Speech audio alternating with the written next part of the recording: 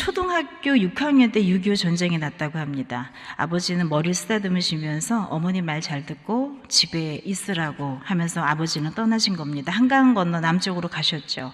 여동생은 5살, 남동생은 젖먹이. 인민군 치하에서 한 달이 넘게 고생했지만 국군은 오지 않았습니다. 어머니는 기다리다 못해서 아버지가 있는 남쪽으로 가자고 지금 아이들을 홀로 끌고 큰 피난 행렬에 오르게 되지요. 삼형제 어머니는 보따리를 들고 아무도 아는 이 없는 남쪽을 향해 떠납니다. 일주일 겨우 걸었는데 어느 바닷가 조그만 마을, 잘 데가 없어서요 헛간에도 잘 수가 없고요 흙담 옆 골목길에 가만히 두 장을 펴놓고 잤습니다. 밤이면 어머니가 가마미 위에 누운 우리들 얼굴에 이슬이 내릴까봐 보자기로 씌워주게 됐습니다. 이 고생을 하면서 결국 그 문전 걸식을 하면서 이 생활을 하는데 결국 아버지를 기다리던 걸 포기합니다. 그리고 우리 이제 집으로 돌아가자고 거의 거린 싱사가 되어서 돌아가기로 결심하는데요. 그때 어머니가 가족들의 마지막 그 갑오처럼 여겼던 재봉틀을 팔아서 쌀을 한 자루 만들어 오셨습니다. 마지막 이걸 먹을 수밖에 없는 마지막 갑오처럼 여기던 재봉틀을 팔고 쌀 한 자루를 받고 오신 것이지요. 그리고 아들이었던 이 필자에게 메워줍니다. 네가 아들이니까 끈을 메어서 메워주고 어린 동생과 보따리를 들고 서울로 다시 돌아오도록 했습니다. 자, 그런데 얼마나 무겁겠습니까? 초등학교 6학년짜리가 큰 쌀자루를 메고 돌아오고 열심히 낑낑 메고 수원에서 서울을 걸어 올라오고 있는데 30살쯤 되어버린 젊은 청년이 내 곁에 붙으면서 무겁지? 내가 좀 들어줄게 하는 겁니다. 무거워서 정말 맡겼더니 너무 친절하게 그 자루를 맡아서 그 길을 갔다는 거죠. 근데 쌀자루를 짊어진 청년의 발걸음이 빨라지기 시작합니다. 뒤에 따라온 어머니는 보이지 않습니다. 그 청년을 열심히 따라간다고 따라갔는데 이 아저씨가 얼마나 빨리 가는지 나중에는 뒤를 아무리 봐도 어머니가 돌아오지 않는 지점이 되었고 갈림길까지 이르렀습니다. 근데 한쪽 갈림길로 벌써 이 청년이 쌀자루를 메고 가버리는 거예요. 아저씨 알무리 불렀지만 서지 않습니다. 빨리 따라오라고만 그러고. 그때 걱정했습니다. 고민했습니다. 내가 어느 길로 가야 할까? 저 아저씨를 따라가면 어머니를 놓칠 것이고 어머니를 기다리면 쌀자루를 놓칠 것인데 난 어떨 것인가? 하지만 결국 그 자리에 남기로 했습니다. 쌀은 잃을 수 있지만 어머니를 잃을 수는 없다고 생각한 겁니다. 어머니가 1시간쯤 뒤에 땀범벅이 돼서 올랐습니다.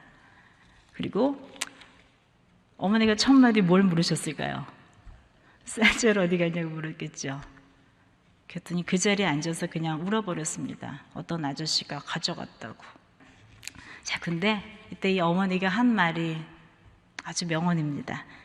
내 아들이 영리하고 똑똑해서 애미를 잃지 않았네? 그렇게 얘기했답니다. 그 밤에 남의 집 헛간에서 또 별을 보며 자는데 자기는 자는 척하고 있는데 어머니가 계속 머리를 쓰다듬는데 계속 눈물이 자기 얼굴 위로 떨어지는데 자는 척하느라고 혼났다는 거예요. 근데도 계속 그래 네가 똑똑하니까 내가 나중에 아버지를 봐도 면목이 있지. 자, 그래서 이분이 결심했답니다. 나 별로 똑똑하지 않은데 쌀자루나 잃어버리고 다니는 이런 무능한 맏아들인데 세상에 나를 똑똑하다고 어머니가 인정해 주다니. 그때 결심했습니다. 나 정말 똑똑한 아들 돼야지. 너 공부 열심히 해서 정말 어머니에게 정말 똑똑한 아들 될 거야 라고 결심해서 공부를 아주 열심히 하셨죠. 그분이 바로 우리 시인 박목월 씨 아들 되시는 박동구 교수님이라고 합니다. 예. 그리고 그 부인 되시는 분이 바로 이 박 교수님의 어머님이 되시는 거죠. 그래서 본인이 학자의 길을 걷고 어려운 길을 뚫고 갔었던 것은 그 피난 시절에 그 어리석었던 정말 모자랐던 나의 모습을 똑똑하다고 인정해 주셨던 어머니 모습 때문에 어떤 인생의 고비마다 그것이 너무 힘이 난다는 거예요. 포기하고 싶을 때마다 그것이 큰 힘이 난다는 겁니다. 우리 인생에도 하나님 말씀이 정말 우리에게 큰 힘이 되어야 되지 않겠습니까?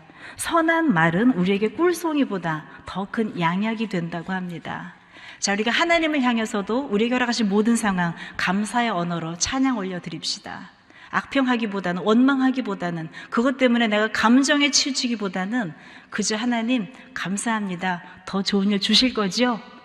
실제 어떻게 됩니까? 가나안 광야 생활을 했지만 광야 생활이 복이 되어서 오히려 가나안에 진입했을 때 맷집이 생겨서 많은 부족들을 물리칠 수 있는 큰 힘이 되었어요. 그래서 결국 성공하게 된 것입니다. 가나안에 입성하게 된 것입니다. 우리 인생도 우리에 있는 언어들, 또 우리에 있는 모든 환경들 가운데 악평이 아닌 늘 좋은 평가, 하나님에 대한 찬송, 내게 허락하신 사람에 대한 감사가 이어질 때 하나님께서 우리의 작은 혀를 통해서, 작은 입술을 통해서 영광 받으시고 주님의 일을, 영광을 이뤄가실 것입니다.